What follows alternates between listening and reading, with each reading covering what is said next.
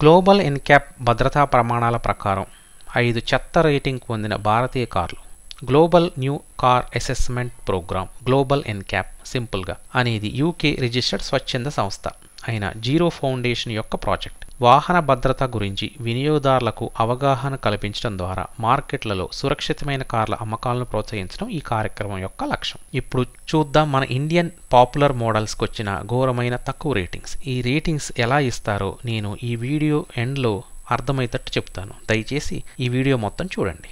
Mahindra Scorpio old model. ఇది చాలా popular model. 2003 నుంచి పిచ్చి క్రేజీతో దూసుకుపోయింది. కొత్త స్కార్పియో వచ్చిన ఓల్డ్ మోడల్ని ఇంకా ఇష్టపడే వాళ్ళు ఉన్నారు. దానికి కారణం దాని యొక్క గొప్ప లుక్ అండ్ ఫీల్. కానీ దీనికి గ్లోబల్ ఎన్క్యాప్ నుంచి 0 రేటింగ్ వచ్చింది. కారణం అసలు దీనికి డ్రైవర్ సేఫ్టీ అనేది లేనే లేదు. ఏదైనా మేజర్ ప్రమాదం జరిగినప్పుడు డ్రైవర్కి చెస్ట్, నెక్, నీస్కి చాలా ప్రమాదం ఉంటుంది.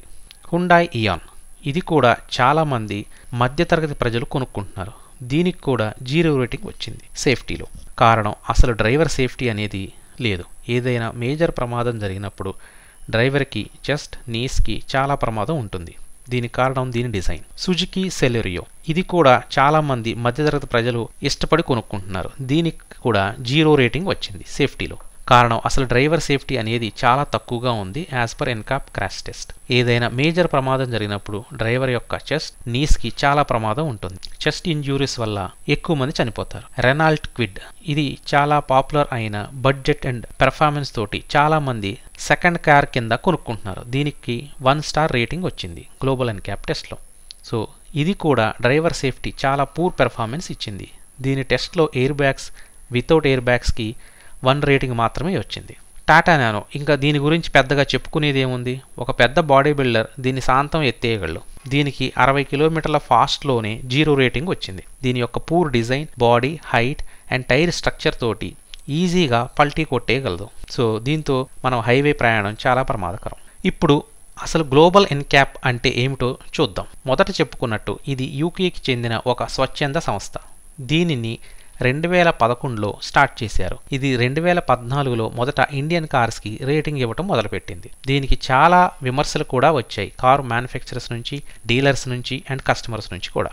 ఎందుకంటే కొన్ని రకాల ఊహాజనిత టెస్టులు చేసి రేటింగ్ ఇస్తున్నారని చెప్పి. కానీ రియల్ సీనియర్లు అవన్నీ ప్రాబ్లం అవుతాయా అని కూడా విమర్శించే వాళ్ళు ఉన్నారు. ఎందుకంటే స్విఫ్ట్ కార్కి 1 స్టార్ రేటింగ్ ఇచ్చారు. కానీ ఇది ఇండియాలో దాదాపుగా 10 సంవత్సరాలలో మార్కెట్ ఏలింది.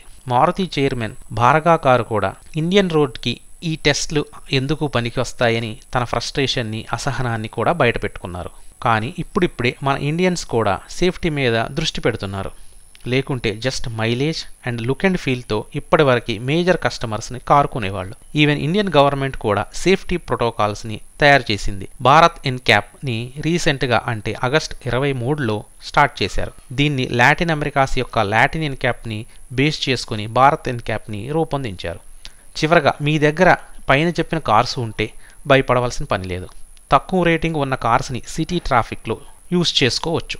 ఎందుకంటే మనం సిటీ ట్రాఫిక్లో 30 నుంచి 40 కిలోమీటర్ల కంటే ఎక్కువ స్పీడ్ వెళ్ళలేము. కానీ అవి హైవే జర్నీలో అంతగా సేఫ్టీ కాదు. ఏదైనా కార్కి 5 రేటింగ్ వచ్చింది అంటే అది సూపర్ ఫాస్ట్ కార్ అని, ఇంకా మనం ఇష్టం వచ్చిన స్పీడ్తో రెచ్చిపోవచ్చని కాదు, ఇంకా ర్యాష్ డ్రైవింగ్ చేయొచ్చని కూడా కాదు. కొన్ని సర్టెన్ కండిషన్లో అది బాగా సేఫ్టీగా ఉంటుంది. సో ఎప్పుడైనా సేఫ్ స్పీడ్తో వెళ్ళండి, భద్రంగా ఉండండి. జై హింద్. ఇలాంటి మంచి కంటెంట్ కొరకు మన ఛానల్ని సబ్స్క్రైబ్ చేసుకోండి. Thanks for watching.